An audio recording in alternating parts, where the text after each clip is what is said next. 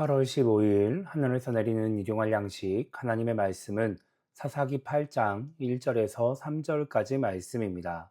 에브라임 사람들이 기드온에게 이르되 내가 미디안과 싸우러 갈 때에 우리를 부르지 아니하였으니 우리를 이같이 대접함은 어찌 됨이냐 하고 그와 크게 다투는지라. 기드온이 그들에게 이르되 내가 이제 행한 일이 너희가 한 것에 비교되겠느냐. 에브라임의 끝물 포도가 아비에셀의 만물 포도보다 낫지 아니하냐.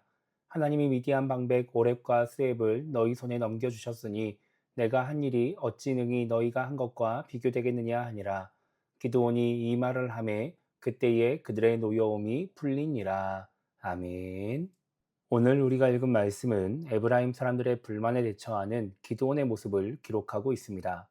사사기 6장 34절과 35절을 보면 하나님의 영이 임한 기드온은 군대를 모으기 위해 므낫세와 아셀과 스불론과 납달리에만 사람을 보냅니다.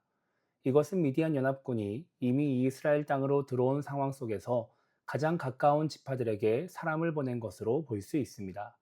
그리고 기드온은 미디안 연합군이 도망가자 그들이 돌아갈 요단강의 퇴로를 차단하기 위해 에브라임 지파에 사람을 보냅니다.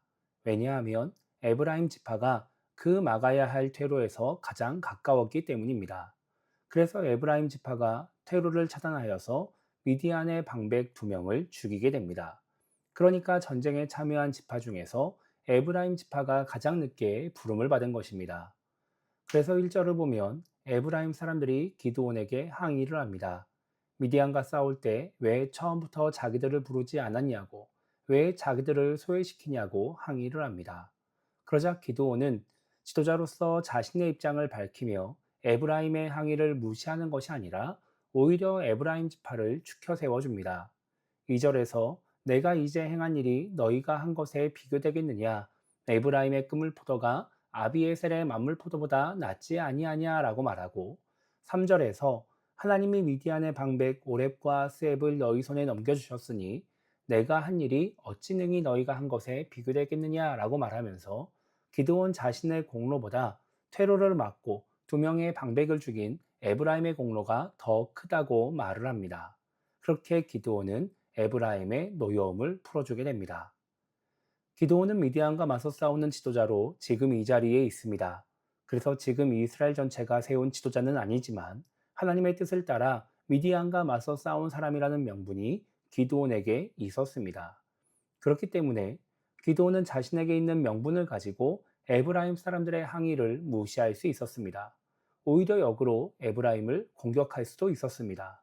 그런데 기드온은 그렇게 하지 않습니다. 오히려 자기를 낮추고 에브라임을 추켜 세워줍니다.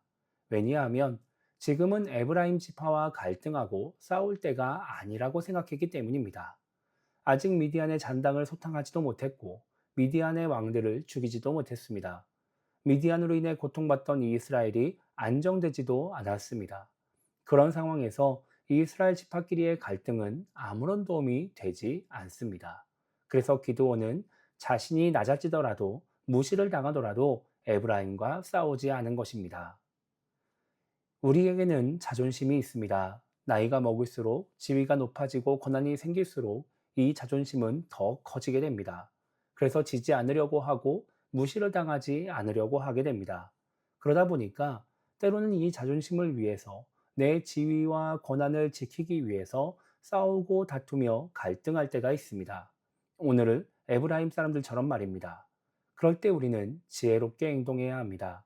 그 싸움이, 그 다툼이, 갈등이 나에게 유익이 되는지를 판단할 줄 알아야 합니다. 그렇지 않으면 불필요한 싸움을 하게 되고 아무것도 얻는 것이 없는 승리, 오히려 잃는 것이 더 많은 승리를 하게 될 수도 있습니다. 결국 내 자존심을 지킨 것 외에는 아무것도 지킨 것이 없는 사람이 될 수도 있는 것입니다. 그래서 우리에게는 지혜가 필요합니다. 지금이 싸워야 할 때인지 아닌지를 분별할 수 있는 그런 지혜, 나에게 주어진 지위와 권한을 사용할 것인지, 사용한다면 어떻게 사용할 것인지를 분별할 수 있는 지혜가 필요합니다. 그래야 불필요한 싸움과 다툼, 갈등으로 인해 어려움을 겪는 신앙인이 되지 않을 수 있는 것입니다. 그래야 행복한 삶을 살아가는 신앙인이 될 수 있는 것이죠. 그래서 오늘 하루를 시작하며 우리가 이렇게 기도했으면 좋겠습니다. 자존심 때문에 아무런 유익도 없는 싸움을 하는 그런 신앙인이 되지 않게 달라고 기도했으면 좋겠고요. 지혜를 주셔서 불필요한 싸움과 다툼, 그리고 갈등을 피해갈 줄 아는 그런 신앙인이 되게 달라고 기도하며 오늘 하루를 시작했으면 좋겠습니다. 그래서 불필요한 싸움을 하는 삶이 아니라 행복하고 평안한 삶을 살아가는 우리 모두가 되기를 주님의 이름으로 축복합니다.